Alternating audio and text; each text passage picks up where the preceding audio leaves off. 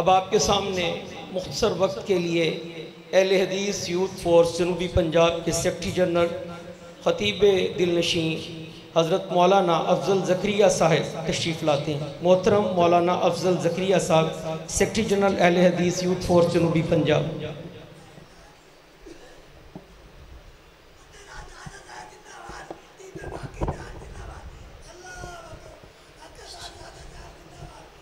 السلام علیکم ورحمۃ اللہ وبرکاتہ۔ الحمدللہ رب العالمین والعاقبۃ للمتقین، الصلاۃ والسلام علی رسولہ الکریم، اما بعد۔ اللہ تبارک و تعالی کے فضل و کرم سے آپ آج سالانہ سیرت پیغمبر انقلاب کانفرنس میں تشریف لائے ہوئے ہیں۔ کچھ عرصہ پہلے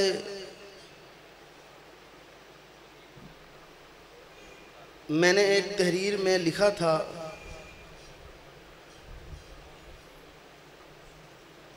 کہ جو نیک اولاد ہوتی ہے اس کا ایک خاصہ یہ بھی ہوتا ہے کہ وہ اپنے والدین کا نام ہمیشہ زندہ رکھتی ہے۔ آج مولانا عبداللہ کوثر رحمۃ اللہ علیہ ہم میں موجود نہیں ہیں، لیکن ہر لحاظ سے ان کی یادیں، ان کی اولاد زندہ کیے ہوئے ہیں۔ اللہ تبارک و تعالی مولانا رحمہ اللہ تعالی علیہ کے اولاد کو ان کے لیے اسی طرح صدقہ جاریہ بنائے رکھے، اور بالخصوص چھوٹے بھائی محترم جناب حافظ معاذ کوثر صاحب جو اس وقت ملک میں بھی موجود نہیں ہیں، لیکن ایک تڑپ اور اپنے علاقے کے ساتھ، اپنے شہر کے ساتھ ایک محبت کہ وہ بیرون ملک بیٹھ کر بھی یہ سارا ارینجمنٹ کر کے اپنے بھائیوں کے ساتھ مل کے اتنی خوبصورت محفل جو ہے وہ اس کا انعقاد کرتے ہیں۔ مہمان علماء کرام اللہ کے فضل و کرم سے تشریف لا چکے ہیں، کچھ آ رہے ہیں، انشاءاللہ اپنے اپنے مقررہ وقت میں وہ آپ سے ہم کلام ہوں گے۔ صرف ایک پیغام یہ دینا چاہتا ہوں کہ جس طرح ہم نبی پاک صلی اللہ علیہ وآلہ وسلم سے محبت کا دعویٰ کرتے ہیں، کیا ہم اس محبت کے دعوے میں مخلص ہیں یا نہیں؟ آپ نے علماء سے یہ سنا ہوگا کہ اللہ تبارک و تعالی نے ہر پیغمبر کو یہ اختیار دیا کہ وہ کوئی دعا کرے، اللہ اس دعا کو فوراً قبول کر لے۔ تو پیارے پیغمبر جناب محمد الرسول اللہ صلی اللہ علیہ وآلہ وسلم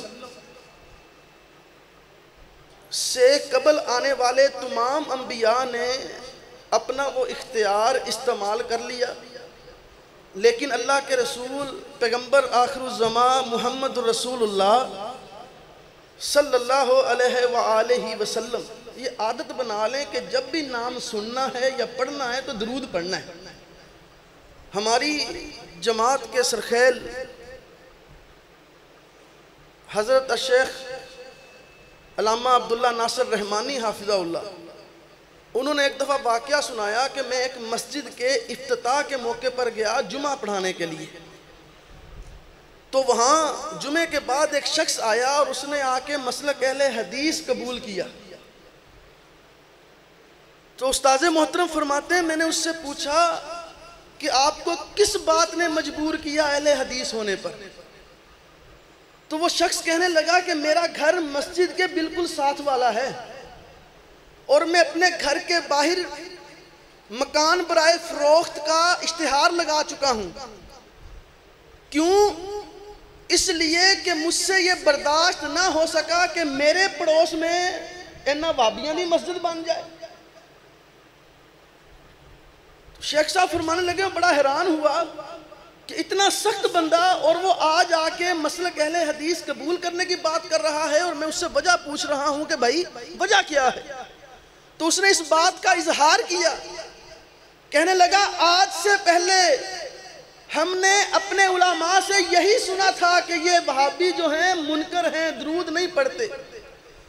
میں اپنے گھر میں بیٹھا ہوا تھا، آپ کی تقریر کی آواز میرے گھر تک آ رہی تھی اور میں نے نوٹ کیا 100 مرتبہ تو میں نے گنا کہ آپ نے اللہ کے رسول جناب محمد صلی اللہ علیہ وآلہ وسلم کا نام لیا، اس وقت تک اپنی بات کو آگے نہیں بڑھایا جب تک درود نہیں پڑھ لیا۔ بس میں نے آپ کی اس عادت کو، اس گفتگو کو سنا اور حیران رہ گیا کہ جو منکر ہونے کی باتیں کرتے تھے کہ یہ منکر ہیں، درود نہیں پڑھتے، یہ تو اس وقت تک اپنی بات کو آگے نہیں بڑھاتے جب تک آقا کا نام لے کر ساتھ درود نہیں پڑھ لیتے۔ صرف یہ میں نے عادت دیکھی ہے اور میں مسلک اہل حدیث قبول کرنے پہ مجبور ہو گیا۔ تو یہ بہت بڑا اعزاز ہے جب آپ نام نامی اسم گرامی محمد صلی اللہ علیہ وآلہ وسلم سنیں تو درود پڑھا کریں۔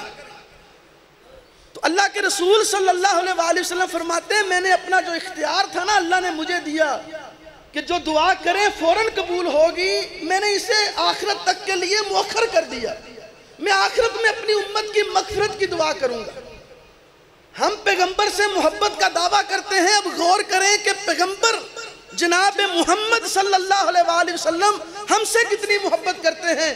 بس یہ ایک روایت سنیں جو صحیح ابن حبان میں موجود ہے، اللہ کے رسول صلی اللہ علیہ وآلہ وسلم کی ازواج مطہرات میں سے آپ کی ایک پیاری بیوی ہیں ام المومنین سیدہ عائشہ رضی اللہ تعالی عنہا، وہ روایت کرتی ہیں کہ میں بھانپ لیتی کہ جب اللہ کے رسول صلی اللہ علیہ وآلہ وسلم میرے پاس تشریف لاتے اور خوشگوار طبیعت ہوتی، اچھے موڈ میں ہوتے، تو میں آپ سے کہتی اے اللہ کے رسول میرے لیے کوئی دعا کریں۔ اللہ کے رسول پھر میرے لیے دعائیہ جملے بولتے اور میں دعائیہ جملے سن کر ان پر آمین کہتی۔ ایک دن اللہ کے رسول تشریف لائے، میں نے عرض کیا یا رسول اللہ صلی اللہ علیہ وآلہ وسلم میرے لیے کوئی دعا تو کریں۔ اللہ کے رسول نے اپنے ہاتھوں کو اٹھایا اور فرمایا اللہم اغفر لی عائشہ ما تقدم من ذنبک وما تأخر، اے میرے پروردگار میں تجھ سے اپنی عائشہ کے لیے دعا کرتا ہوں،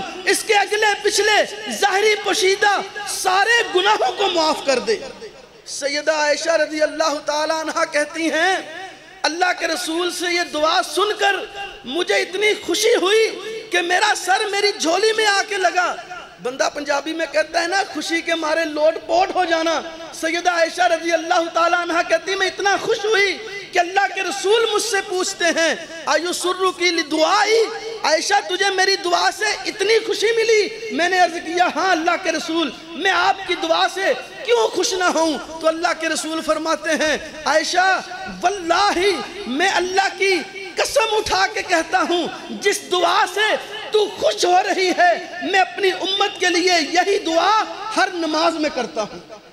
حضرات کتنی خوش نصیبی ہے کہ اللہ کے رسول اپنی نمازوں میں ہمارے لیے مغفرت کی دعائیں کریں، ہمارے لیے گناہوں کی معافی کی دعائیں کریں، اور ہم صرف کھوکھلے نعرے تک لگانے پہ رکے رہیں، عملی طور پہ رسول اللہ صلی اللہ علیہ وآلہ وسلم کے ساتھ محبت کا ثبوت نہ دیں تو یہ ہم قیامت والے دن آقا علیہ السلام کو کیا منہ دکھائیں گے؟ تو لہٰذا اس بات کو آج پلے سے باندھ کے لے جائیے، جس طرح اللہ کے رسول صلی اللہ علیہ وآلہ وسلم اپنی امت سے محبت کرتے ہیں، امت کا بھی حق بنتا ہے کہ رسول سے اسی طرح عملی طور پہ محبت کرے۔ قُلْ إِنْ كَانَ آبَاؤُكُمْ وَأَبْنَاؤُكُمْ وَإِخْوَانُكُمْ وَأَزْوَاجُكُمْ وَعَشِيرَتُكُمْ وَأَمْوَالٌ اقْتَرَفْتُمُوهَا وَتِجَارَةٌ تَخْشَوْنَ كَسَادَهَا وَمَسَاكِنُ تَرْضَوْنَهَا أَحَبَّ إِلَيْكُمْ مِنَ اللَّهِ وَرَسُولِهِ وَجِهَادٍ فِي سَبِيلِهِ فَتَرَبَّصُوا حَتَّى يَأْتِيَ اللَّهُ بِأَمْرِهِ وَاللَّهُ لَا يَهْدِي الْقَوْمَ الْفَاسِقِينَ وَآخِرُ دَعْوَانَا أَنِ الْحَمْدُ لِلَّهِ رَبِّ الْعَالَمِينَ۔